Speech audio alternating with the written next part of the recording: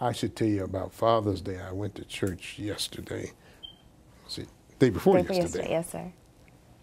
And my son from Tennessee was up for a couple of days. Said, "Daddy, well, I'll go to church." I said, "Okay." I mean, I was going anyway, but he wanted to go. Go with you. And I got to the church, and all of my children and half of my grandchildren were in church. They came all the way from Tennessee and Bowling Green and France. I had no idea they would be here, so I was just really taken back. And I hate to take your time to tell you that, but I was so impressed. I still feel full of emotion, the fact that they were here.